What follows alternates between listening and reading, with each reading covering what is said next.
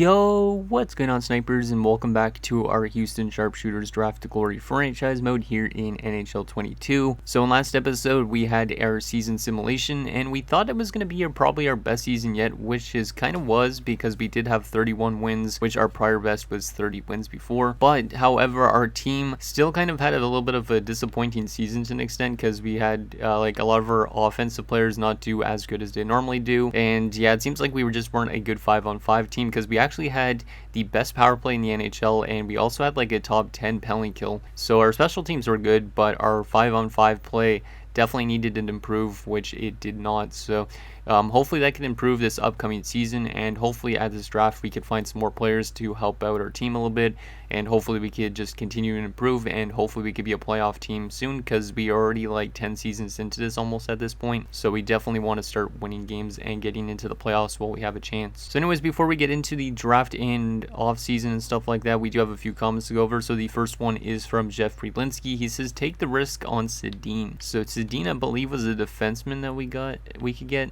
Yeah, he's supposed to go 5th overall. We don't know anything about him, so that should be interesting, but it's another defenseman to add to our defensive pool, which would be good because obviously having a defenseman that's like a 70 plus overall would definitely make us a better team in terms of defense, because I think that's pretty much our problem still, is because we got guys like Christopoulos who are like an AHL top 2 in our defensive core, which usually those guys don't simulate too good. So hopefully bringing in somebody like Sedin will help us out defensively. Now this guy's only 17 as well, which is good, so this guy could definitely grow into being a good defenseman if he's not as good of a defenseman. Like, if he might not be elite, there's a good chance he could be like a top 4 and just a high overall, but we'll probably take him anyways regardless, and he might be an OFD based on his size, so that would be actually pretty nice to have in our defensive core. And then our final comment is from HawksFan88. He says, kind of a disappointing season. That said, I would definitely take Sedin. So we're definitely going to take Sedin, since the 2 comments we got in the last episode both said to take Sedin, and I was actually thinking of taking Sedin as well. So that's what we're going to do. And I agree that it was a disappointing season to an extent, because like I expected our team to maybe go for like 35 wins because we had good chemistry and all that, but we only got 31 wins, which kind of was a little bit of a bummer, but hopefully this team can turn it around this upcoming season. But anyways, let's get into this draft and see what we can snag up here, and hopefully we can get some good prospects in for our system, because we are definitely going to need it, because there is a lot of our bigger players that are going to be eventually like potentially leaving this team and becoming UFAs and stuff like that in the next like 5 to 10 seasons. So we want to make sure we have a good prospect pool that we can keep replenishing our lineup with down the road. But let's get into this draft and take Sedin, unless he goes a little bit earlier, which there's always a chance that could happen. So Calgary's got number 1, LA number 2, Seattle 3, 4 goes to St. Louis, and then us at number 5. Hopefully next year we don't have a top 5 pick, because we are kind of running out of like we kind of have a lot of elite players, and eventually they're going to all demand a lot of money, and we are not going to have any cap space whatsoever, which would not be good. So let's see what Calgary takes at number 1. They are going to take Scarabelli, the medium franchise center sniper. That is a really nice pick. Kind of sucks actually that we didn't have 1st overall to an extent, because if we would have got a franchise player into this team, that might have been the thing that offense would need. Like, this guy looks like he's a really good shooter, and he's got good skating and all that. That's a cool name though too, Cristiano Scarabelli. You know, and this guy sounds like he's an Italian, probably. LA at number 2 is going to take Jeffrey on, who's a 2-way defenseman, so pretty solid there. Yeah, he looks like he could definitely play some good offense as well, and he could throw some hits. Seattle at number 3 is going to take Bancroft, who's a 79 playmaker, not too bad as well. This guy's also got some X factors. And St. Louis at number 4 is going to take Drury, who's an 83 power forward. Damn, that's a really good overall for a 4th overall pick. What's with the AI though in taking like lower overall players at 2 and 3, and then 4 always getting a good player? Because that happened to us last year, and we got the 4th overall pick, and we got a good player that should have technically went 2nd. It's interesting. Okay, so at number 5, we are going to definitely take Sedin, and hopefully this guy is a pretty good low elite medium elite defenseman at 17, and more than likely he's an OFD because of that size, because I've drafted OFDs before that are small players, and they're not usually that big, because 2ADs I find are usually like average size, so 6 feet to the 6'2", but then you get DFDs that are like taller than 6'2", And OFDs are usually shorter than 6 feet most of the time, I find. So Marcus Sedin, welcome to Houston. And he's a 2-way D. Okay, so never mind. 78 overall. It's pretty good, and he does have some X factors. He's got tape to tape, back at you, off the rush, and in reverse. So this guy should definitely help out our power play lines even more so, even though they're both already really good. And this guy should also help out our offense in terms of regular strength for sure. He's definitely going to be in our lineup this upcoming season. So not too bad on that front. Kind of a lower overall than I expected, but I will definitely take it. Let's see if we missed anything good, because I know a lot of you guys want me to see if I miss anything after my pick.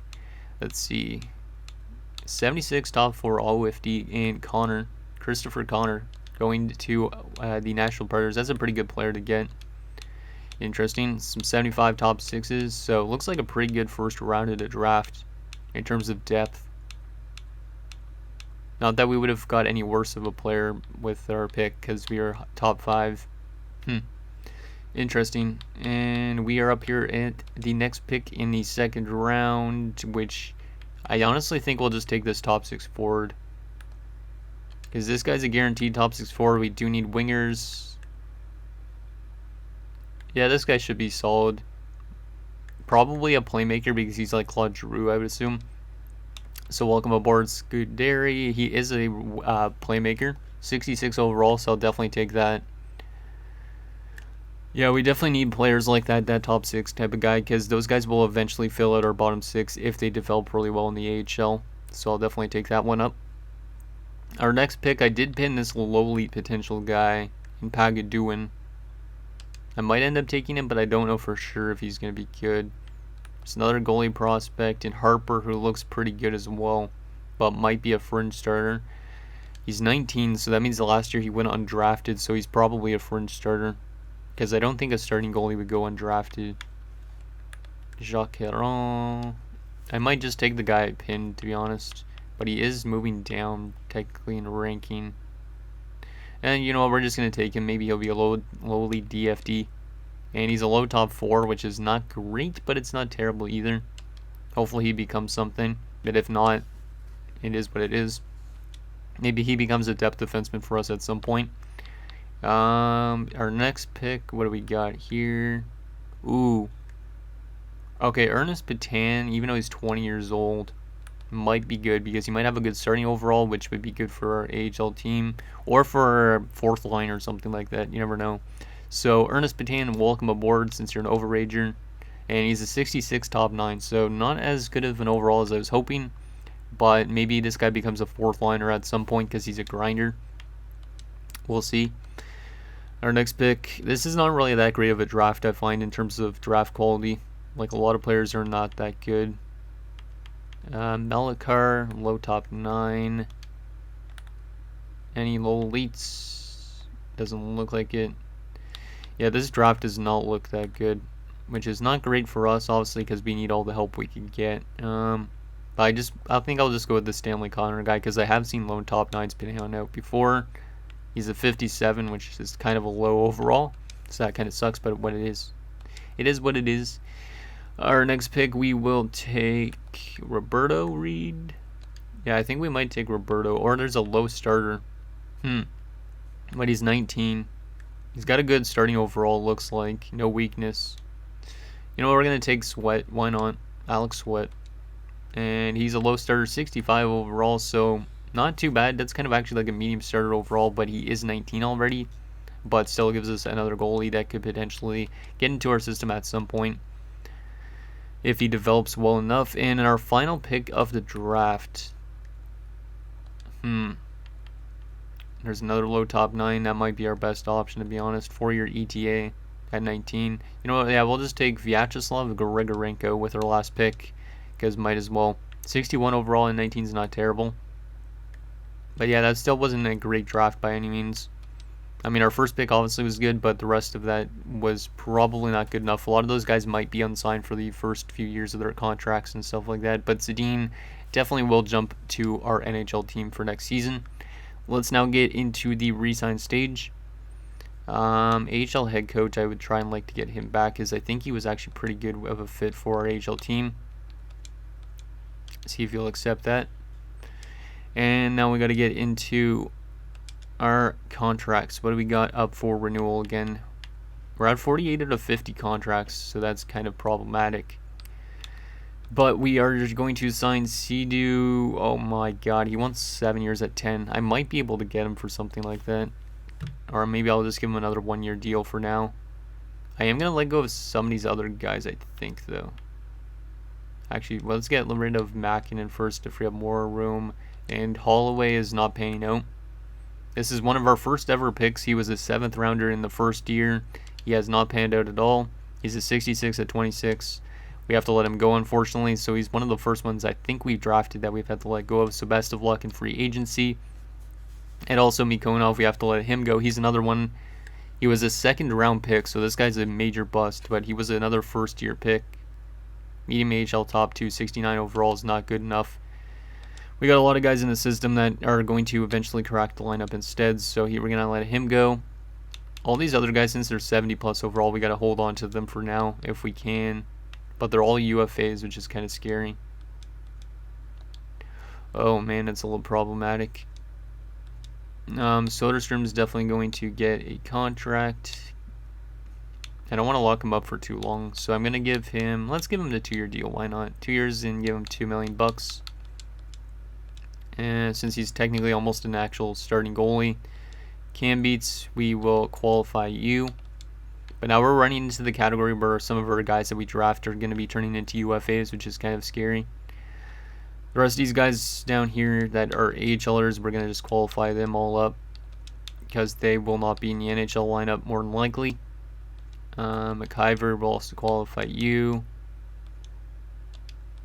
Yeah, we'll probably pretty much just qualify all these guys. I'm going to sign this Ferraro dude actually, though. Nah, maybe I'll just qualify him as well. Yeah, I'd rather just qualify a lot of these guys. I don't like that Christopoulos might be still one of our NHL defensemen next year, but it is what it is. So yeah, we'll qualify all those guys up because none of these guys are going to probably get offers from other teams, I would assume. At least I would hope not. And yeah, we'll qualify you as well. And in Sea-Doo, what do we want to do with Sea-Doo? What does he want for 1 year? He only wants $965. I don't want to give him too much because he hasn't been, I wouldn't say a terrible player, but he is improving.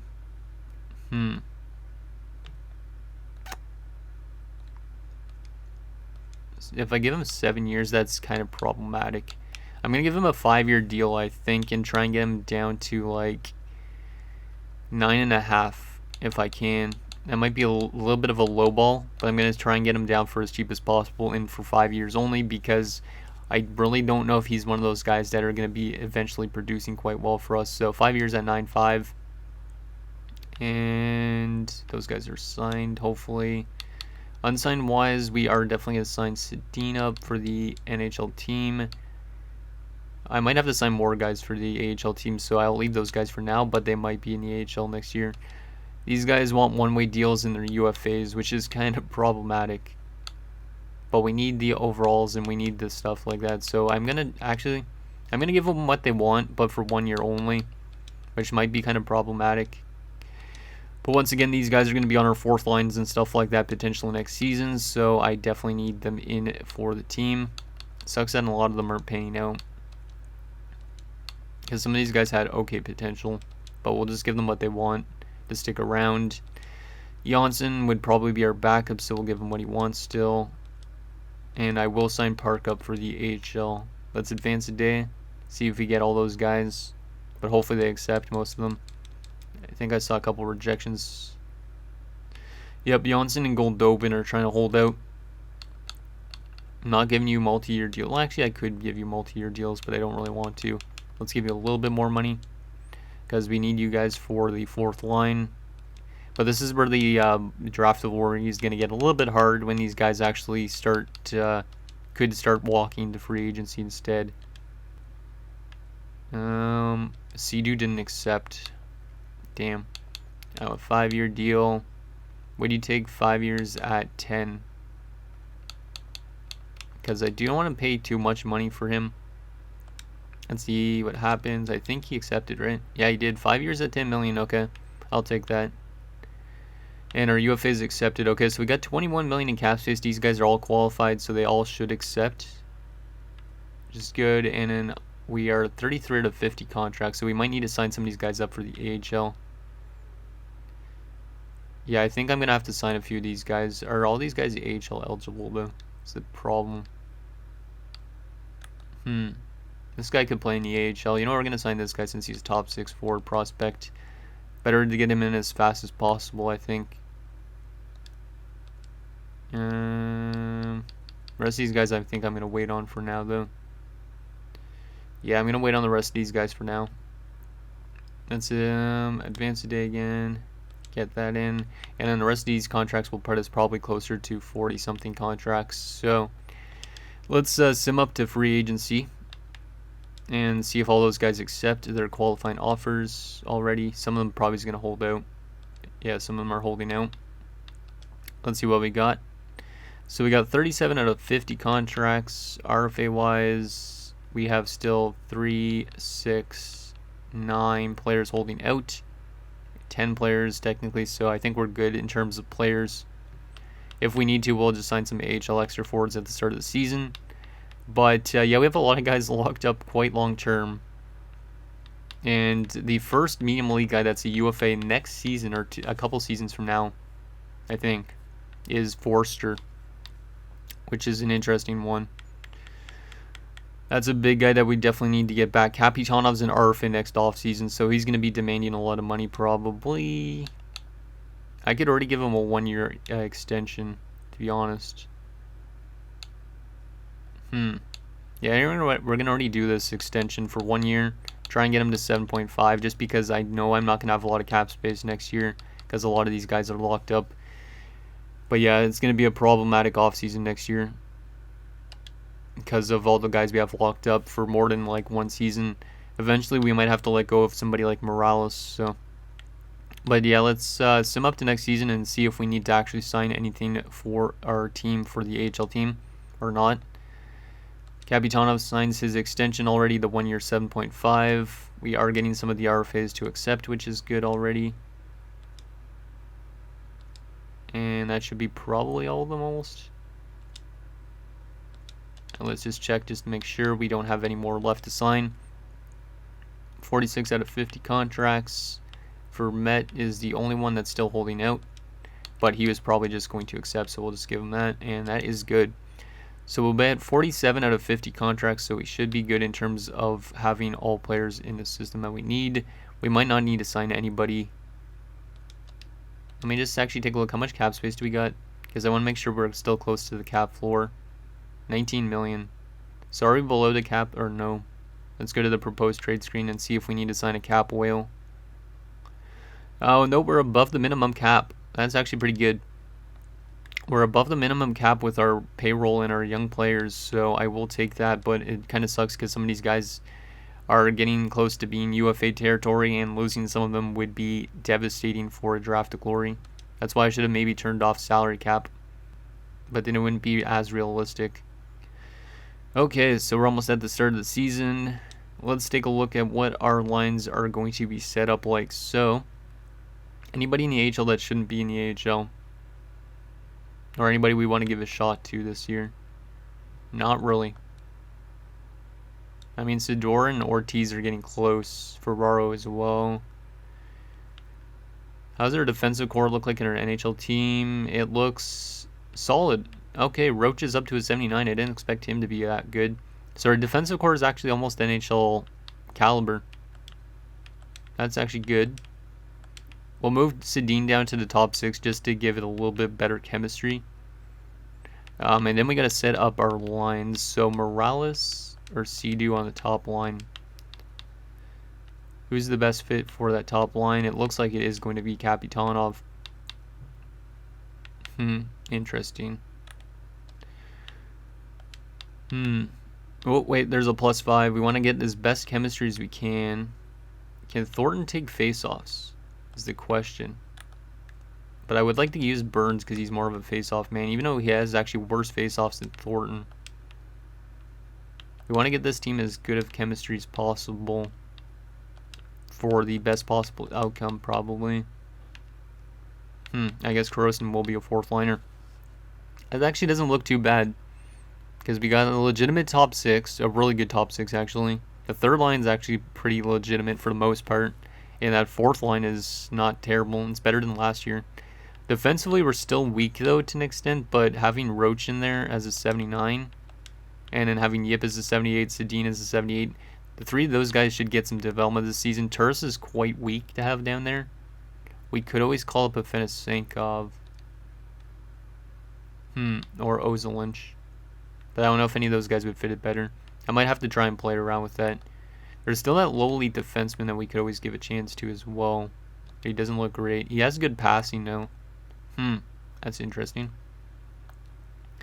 So that is that. Goalie wise, what we look like, not terrible, not great either. And in depth wise, I don't really want to scratch Tursinbayev. So I'm going to take Zubov out of the lineup for Tursinbayev, just for overall purposes. And yeah, we'll leave it like that. So our team actually looks pretty good center wise. Zubov and Aegon could stay scratched because they're not that great. And then AHL wise, we got to make sure the chemistry is a little bit better on this. Get rid of the negative. But yeah, our AHL team definitely still needs work. Hopefully a lot of these guys grow. And Joseph 75 is not bad. We should get Cohane Blacker in there since he's a Millennium Elite defenseman, which means I have to take out Christopoulos, which is okay because Christopoulos is nothing even. But yeah, we got to make sure a lot of our younger prospects are in that should be in. Park should probably be playing over Joseph, just based on age and all that. And Garen's a 7th D, so that doesn't matter. Medium top 4 for Smolinski, but he looks like he's not going to pan out. And yeah, the rest of that's fine for scratch players. Okay. So that's what our AHL team looks like. It looks pretty solid, I would say. Doesn't have that great of chemistry, but our NHL team should be good. Power play wise, we should probably put that two-way defenseman on the power play instead of Pasquale, maybe, if we can. Yes, we have 2+5 chemistry boosts on our power play. That is insane. First unit, Thornton, Jaskelin, and Sea-Doo, Taratuk, and Kapitanov. That's already pretty nuts. But then your second unit has Forster, Burns, Morales, Hedman, and Sedin. I don't really like Forster being on the power play, but he fits it apparently, so I'll take it. And then for this, we will do something like that. Try and get this chemistry to go good. And once again, we will also throw Sedin on there, which also gives that a +5. I love that. And then Pellenkill looks pretty good. This should be a good upcoming season, technically. So if we don't have more than 31 wins, I'm kind of concerned. But our team, like chemistry-wise, overall-wise, looks pretty good. Like, what are we listed as in terms of team status? Like, are we listed as anything? We're listed as a conservative seller, so we might make the playoffs and we might miss the playoffs at this rate. That's interesting. Let me take a quick look at the draft classes to see what is the top pick this year. Not that it really matters. It's forwards mainly. Interesting. And let me take a look at the contract situation just because I'm curious on who's up for renewal this offseason again. So Pasquale's pretty much the big one, but he's still an RFA at least. So we got some RFAs up for renewal, but we do have a couple UFAs again, like Rostin, Goldobin, Zubov, Lannon, the guys that were up for renewal this last offseason. And goalie again, yeah, Janssen. So anyways, guys, that's going to do it for this episode of our Houston Sharpshooters Draft to Glory. So in next episode, we will take it to the season simulation, where we should have our best season yet, I think. If we don't, I'm going to be kind of concerned because we are running out of time on a lot of our guys' contracts, and then we're going to run into cap problems, and that won't be a good sign. So let me know what you guys think down below, and I'll see you guys next time.